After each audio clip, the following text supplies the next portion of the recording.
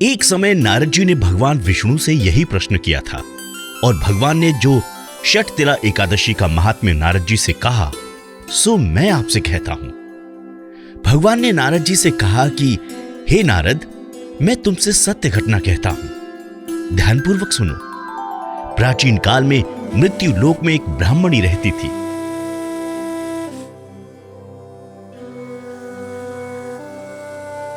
वो सदैव व्रत किया करती थी। एक समय 1 मास तक व्रत करती रही। इससे उसका शरीर अत्यंत दुर्बल हो गया। यद्यपि वो अत्यंत बुद्धिमान थी, तथापि उसने कभी देवताओं या ब्राह्मणों के निमित्त अन्न या धन का दान नहीं किया था। इससे मैंने सोचा कि ब्राह्मणी ने व्रत आदि से अपना शरीर शुद्ध कर लिया है, अब इसे विष्णु लोक तो मिल ही जाएगा, परंतु इसने कभी अन्न का दान नहीं किया। इससे इसकी तृप्ति होना कठिन है। भगवान ने आगे कहा, ऐसा सोचकर मैं भिखारी के वेश में मृत्यु लोक में उस ब्राह्मणी के पास गया और उससे भिक्षा मांगी। वो ब्राह्मणी बोली, महाराज, किस लिए आए हो? मैंने कहा, मुझे भिक्षा चाहिए। इस पर उसने एक मिट्टी का ढेला मेरे भिक्षा पात्र में डाल दिया। मैं उसे लेकर स्वर्ग में लौट आया।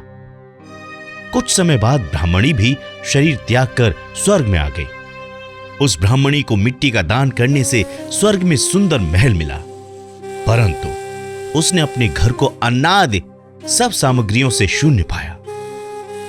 घबराकर वो मेरे पास आई और कहने लगी कि भगवान, मैंने अनेक व्रत आदि से आपकी पूजा की, लेकिन फिर भी मेरा घर अनादि सब वस्तुओं से शून्य है।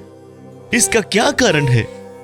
इस पर मैंने कहा, पहले तुम अपने घर जाओ, देव स्त्रियां आएंगी तुम्हें देखने के लिए। पहले उनसे षटतिला एकादशी का पुण्य और विधि सुन लो, तब द्वार खोलना। मेरे ऐसे वचन सुनकर वो अपने घर गई। तब देव स्त्रियां आई और द्वार खोलने को कहा तो ब्राह्मणी बोली, आप मुझे देखने आई हैं तो षटतिला एकादशी का महात्म्य मुझसे कहो। उसमें से एक देव स्त्री कहने लगी कि मैं कहती हूं। जब ब्राह्मणी ने षटतिला एकादशी का महात्म्य सुना, तब द्वार खोला। देवांगनाओं ने उसको देखा कि ना तो वो गांधर्वी है और ना आसुरी है, वरन पहले जैसी मानुषी है।